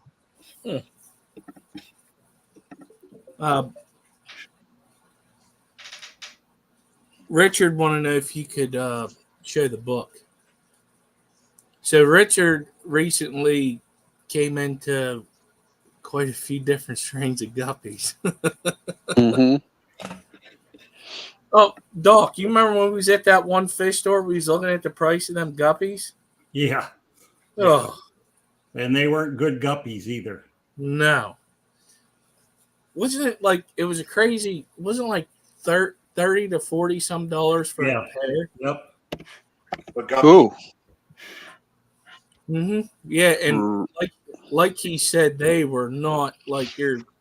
No. It was crazy. I was like, well, ain't buying guppies in California. I was like, holy, because I was just looking at them, and then Doc went like this to the tank, and I was like, oh yeah, no, I'm good. I'm like, I'm calling BS on this one.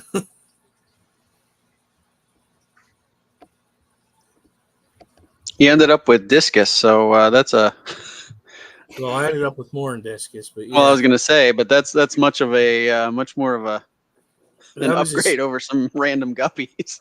Yeah, well, yeah, and then that was the same store I bought them smudge cories from, I believe. Yep. Yeah. Oh yeah. Oh, those are I pretty got- too.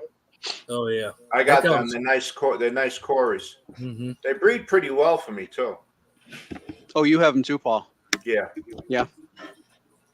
Is this his name, Ed? I put it in chat. Brian George Chin. Yeah.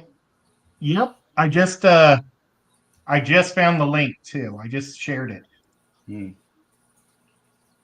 That is the best book, and it's kind of thin. You might be disappointed because it's only, it's like that thin. But It's man, 72 pages. yeah, It was But published it's back in 2019. it's the best guppy genetic book I have ever bought. And right now, I can't find where mine is. I might go and buy it again, just because I loved having it, and I took it around everywhere I went. So I don't know if I left it somewhere or what, but I haven't been able to find it anywhere. So, an amazing book. But it has a lot of great information in it, right? So much, yeah. I mean, I think it'd be worth it. I mean, like this dude took the time out to do all that research, and I mean, 72 Yeah. pages to me, that's a lot. I'm a redneck. I only like to read 10, and then it has to have pop-ups in it. You know what I mean? Pop-up illustration. Like the You guppy want that? pops out of the page. Skip. You want the Ghana podium to pop up out of the page? That's Yeah, what he's no, I looking don't want for. that. I wasn't going like that. Oh, mess of them.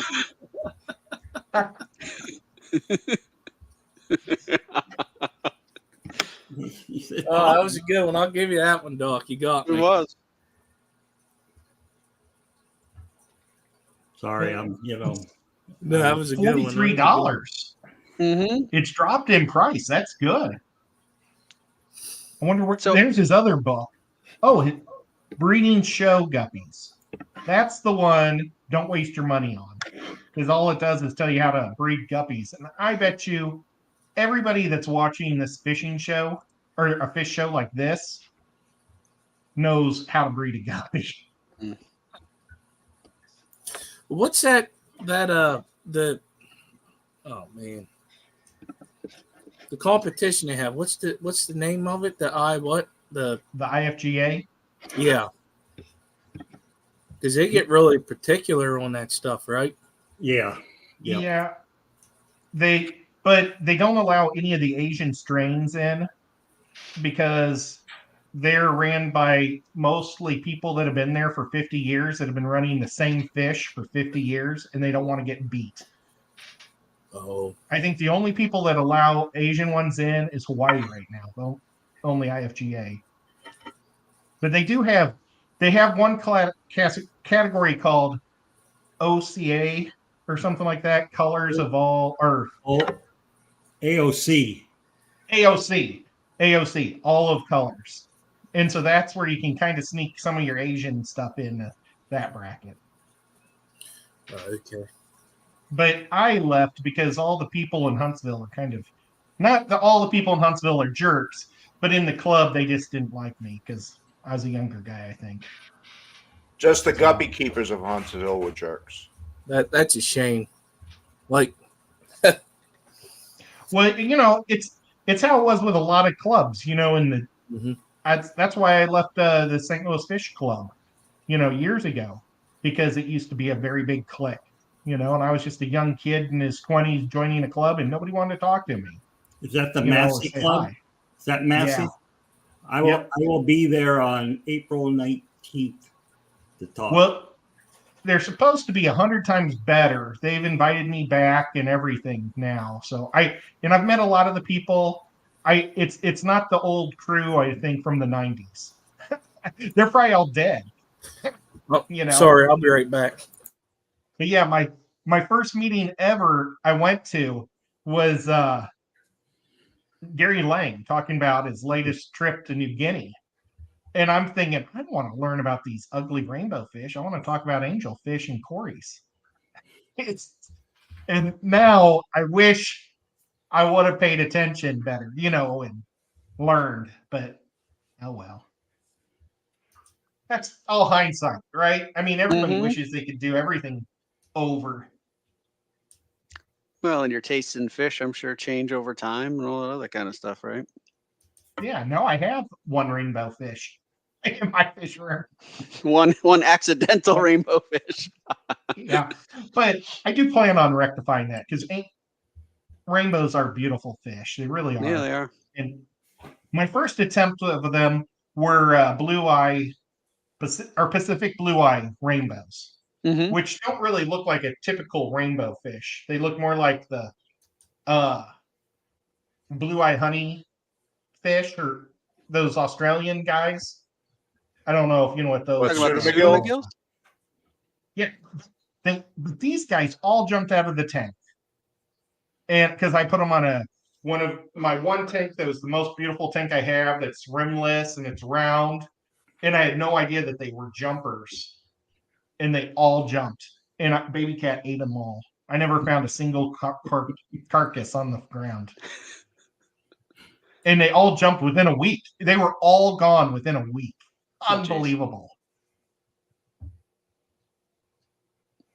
So yeah, that's my experience with rainbows. You know, it just you gotta start somewhere and then you go from there. You're ready for a redo now, Ed. Yeah. With a top with a tank with a top. Glass, you put a lid on it. Yep. Almost all my tanks now have lids, except for that radius, that round one. I'm going to just do rice fish in it. I have endlers in it right now, but I'm going to pull the endlers because they just keep overpopulating it.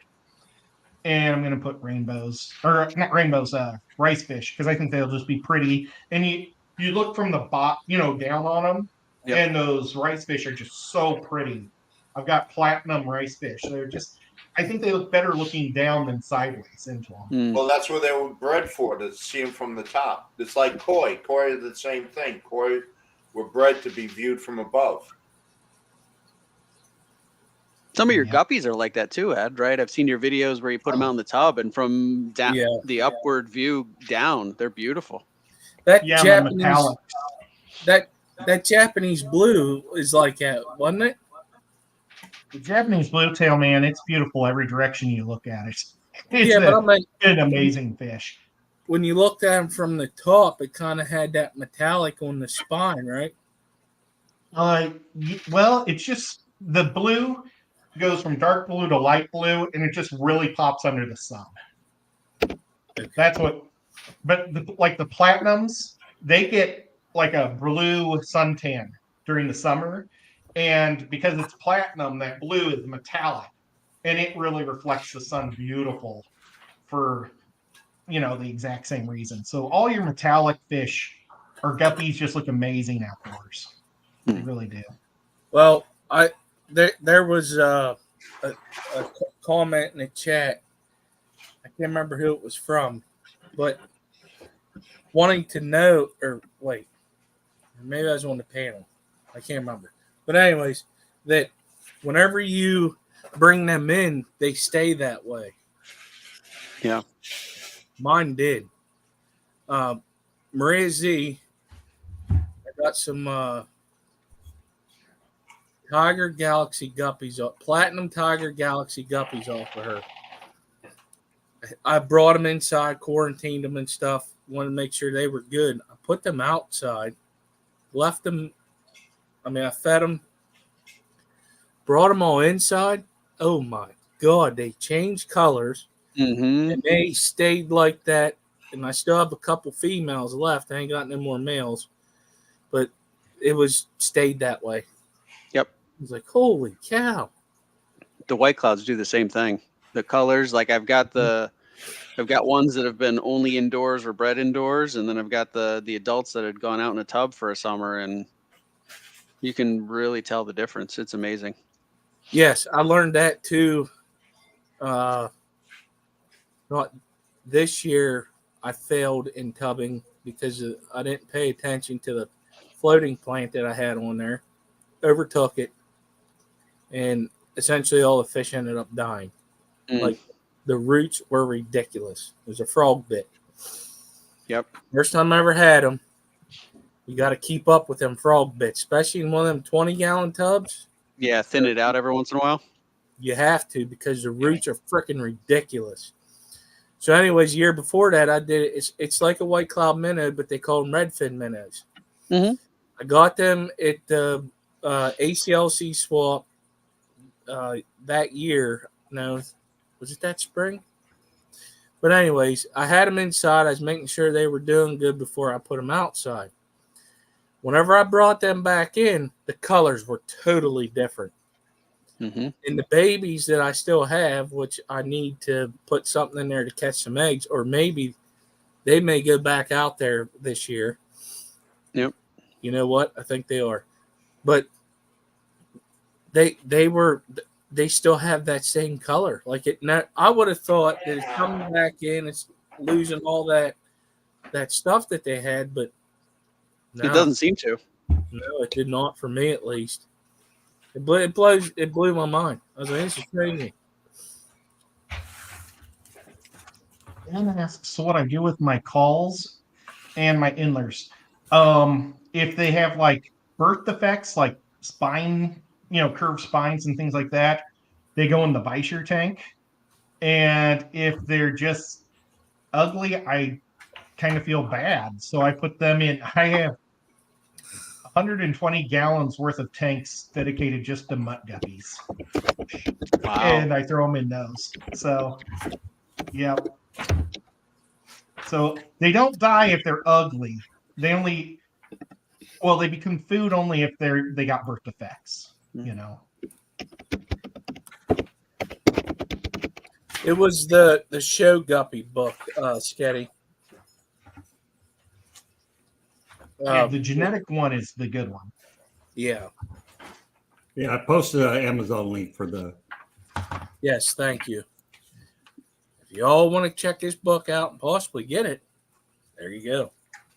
No, I am not sponsored by Amazon. You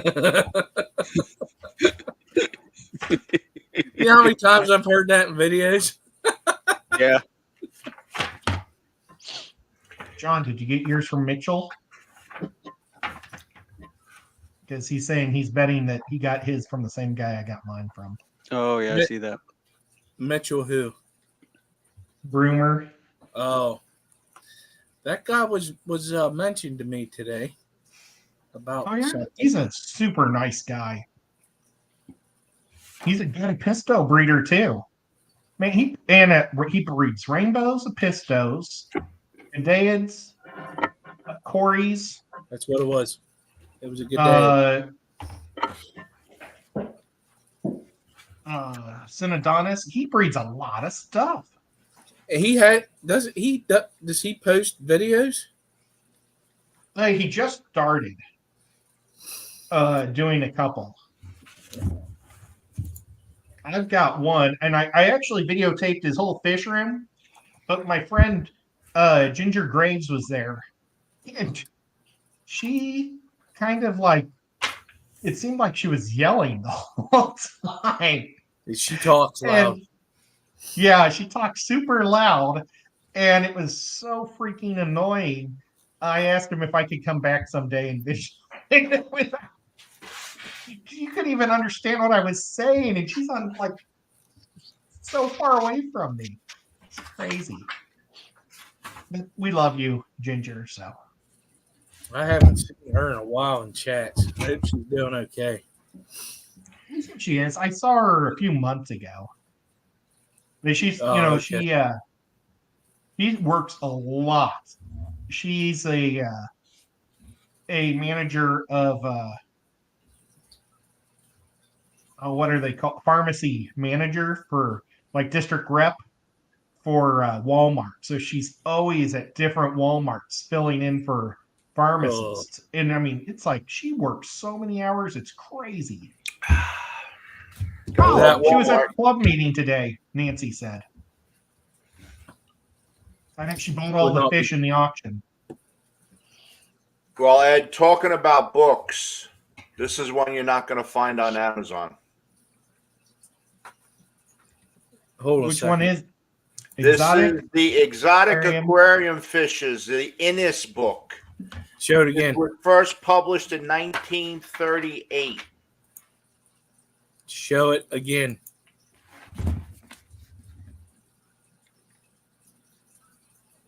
Nice. Okay. Hey, I'm going to visit North Carolina. I can get that book.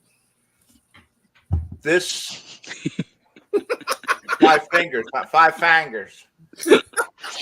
This was the internet back in the mid 60s when I started. This was it, and the information in here was because this is actually the last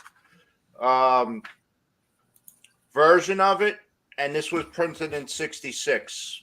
I got, Curtis is about, this was it. I mean, even the pictures in the back,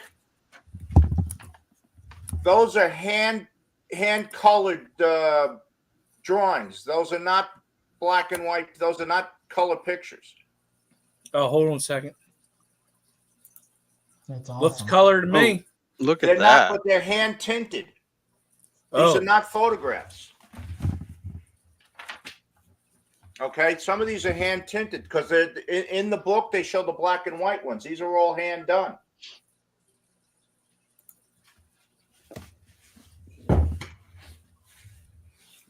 So this was the internet back in when I started.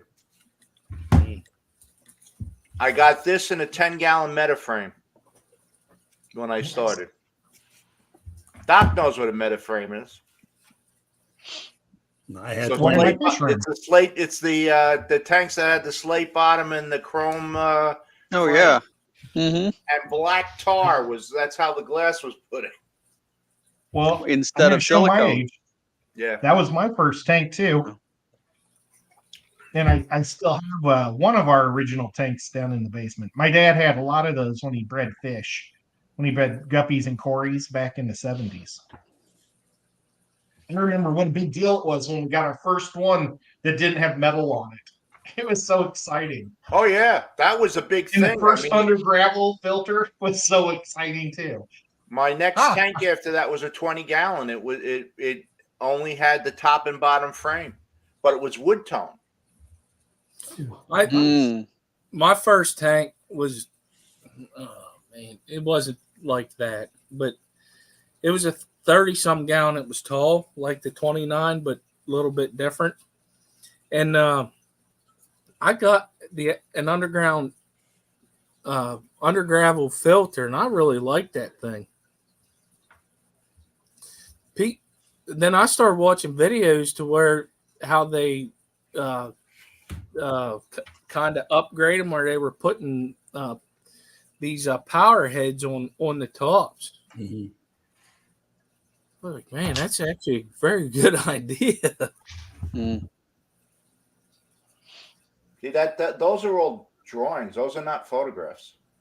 That's crazy. I'll bring up a book next week that's very similar to that one. Oh, speaking of And books, did you ever get that Pleco book, Ed? No, I did did not. get it. Oh, nice. Is it awesome? Yeah.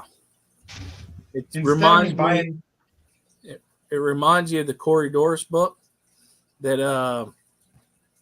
Doc. What was their names? I'm drawing a blank. The two guys that made that book. I'm not going to the basement to get it. I'm not gonna, I can't remember their names. Oh man, it's going to drive me nuts. But yeah, it's a pretty good book. You'll like it. You need to get it. well, I was going to buy it, and then I just decided to call Stephanie for all my help. I'm telling you. terrible. But it Well- was cheaper, and she's nice.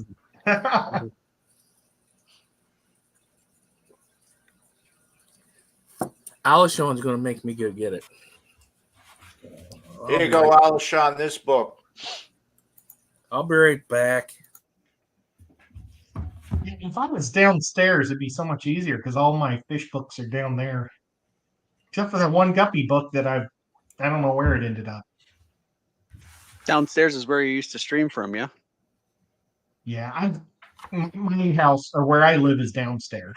Yeah. But almost all my lights that are the like those fluorescent lights Mm-hmm. and the solenoids, they're all going out in them all. And so I've just bought a bunch of new ones, and my dad and I, we pulled them all out, but we're waiting for my brother-in-law to put them in. And he hasn't been here to do it yet. So he got sent off to Canada because he's a corporate engineer, and they have a factory having problems up there. So he's been up in Canada for 3 weeks. And I just don't want to wire it wrong or something. You know, Sure. I used to work for him as a puller, and I would like wire all the sockets and pull all the wire and stuff in the house and drill everything, but I never connected the electricity, you know, and everything I did got double inspected. I see. Yeah. Back to Nature Guide to Placos. Oh, no, to catfish. Ingocidal.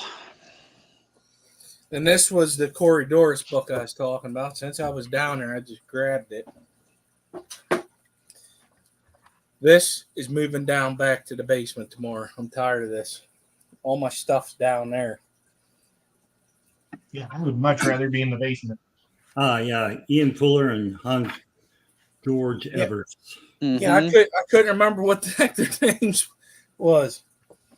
I was going to say Fuller, but I wanted to make sure I was right before I said it.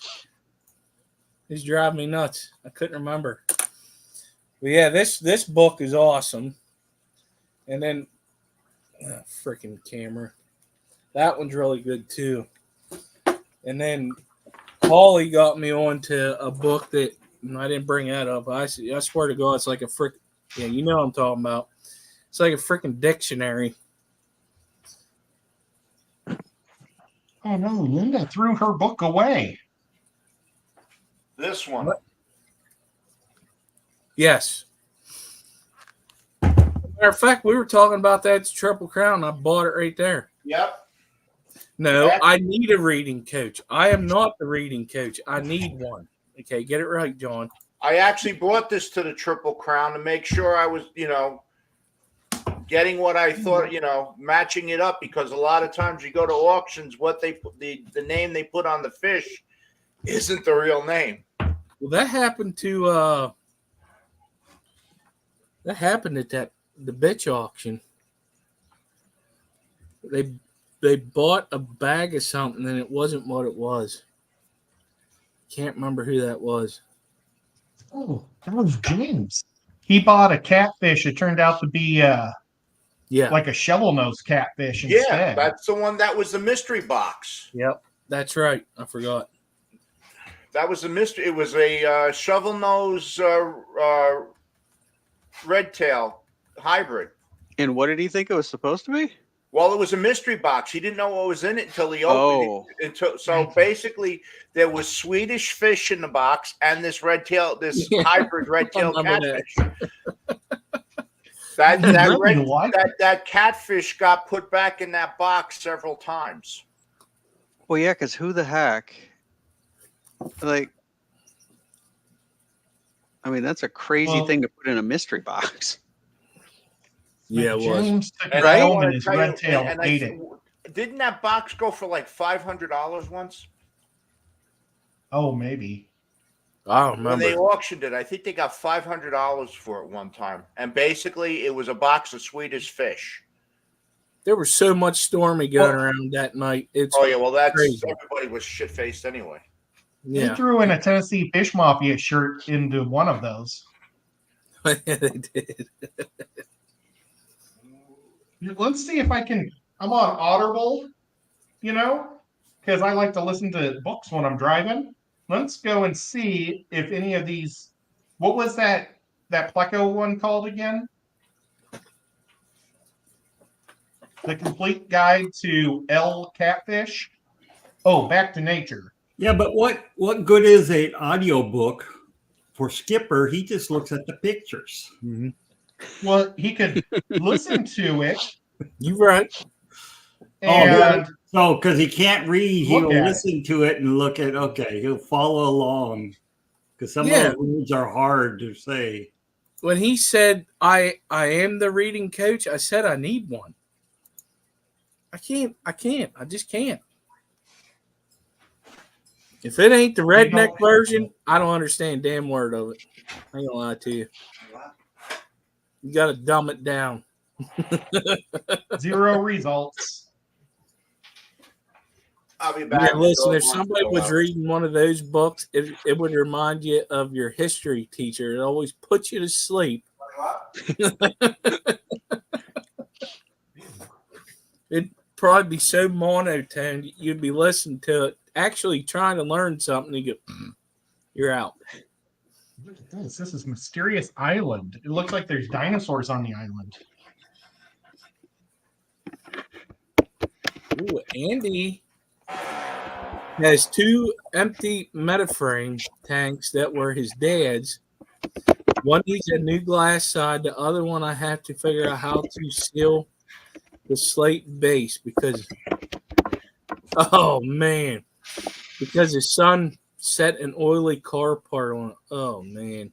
Oh no. Oh, And Docs has 2-part epoxy. Yeah, clean it out with some Dawn detergent and put 2-part epoxy. Yeah, that'll be fine. It'll seal it. And if he's got to put a new piece of glass in it, just use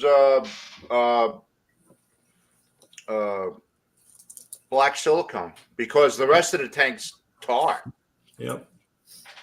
Hey, Grant, how do you do Oh, that? If really? the tar is still any good. So wait a minute. Tried They, out. hold on a second. They sealed them with tar? There was no silicone back then. There was black tar. I have since then resealed mine with silicone because I don't know how long that tar lasts. Yeah, that's the whole thing. It could be dried out. I don't know if exactly tar, but that's what we called it. It was black, and when it was fresh, when the tank was new, those tanks did not smell good. I just sealed it all up and it holds water good now. Even though I never put any fish in it or anything, I just filled it up to see if it would hold water, and I left it on the top shelf, and it just completely dehydrated. So it's just a solid coat of minerals now. So now I have to clean it really good. Ed, that's called instant water. Instant hard water. Instant water. Just add H2Go. It is so terrible that I did that, though. Every time I look at it, it makes me mad that I just let that stupid thing dehydrate like that. I was going to put the frogs in there, and then I never did. And John from Select Pet would like Skipper to narrate that book, and maybe you could sell the narration. Listen, no. That would be so much fun. When I read it, I put my own language to it to understand it. Mm-hmm. It sounds right in my head, but it doesn't sound right when you speak it. I think that'd make it more enjoyable for the rest of us. I was gonna say you may find a niche out there. He wants me to Pay $20 to hear it. Makes me a comedy version of it, right? You get some white lightning in me, and I'll probably be able to speak it right.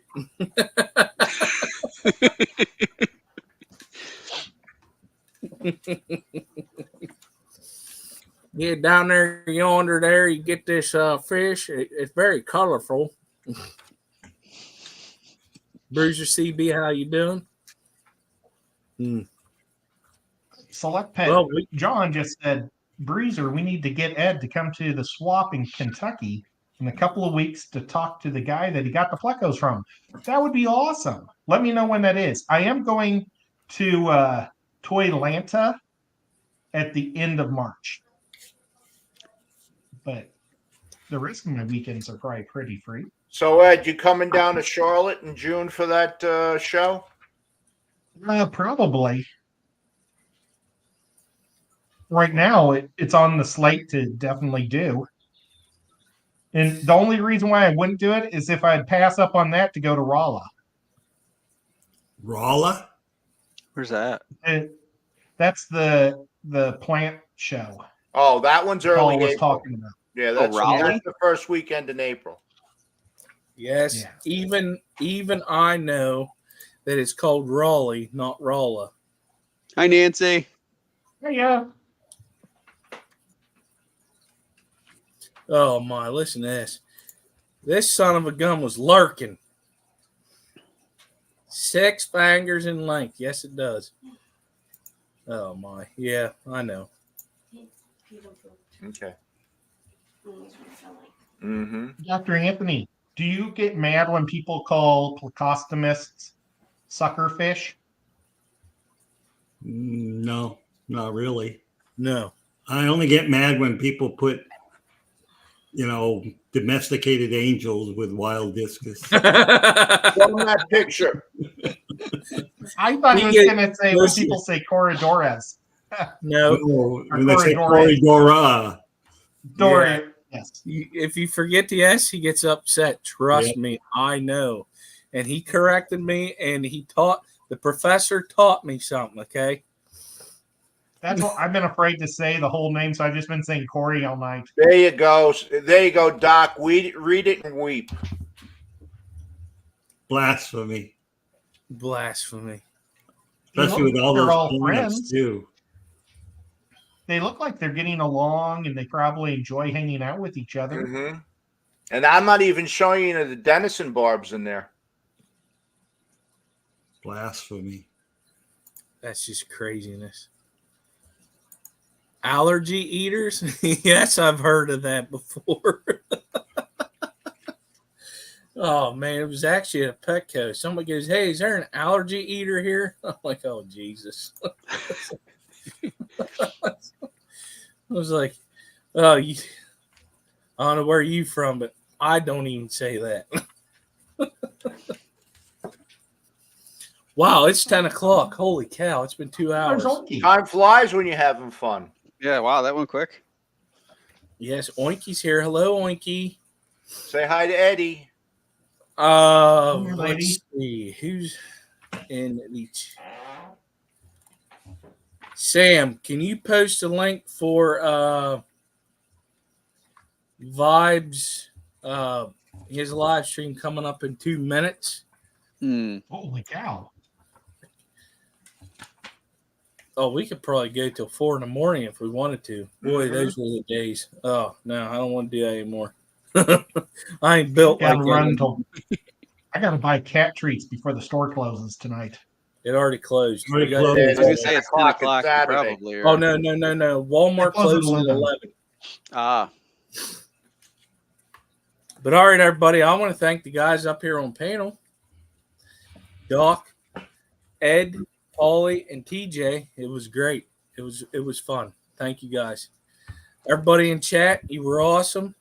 Even though you're picking on me, I'll get back at you. I will meet you one day, and I don't forget. But anyways, He's into that shit. that's right. But lurkers, thank you for being there listening. Mods, thank you for posting stuff. Doc, thank you for posting the link for that book. And anybody else got anything to say? Doc?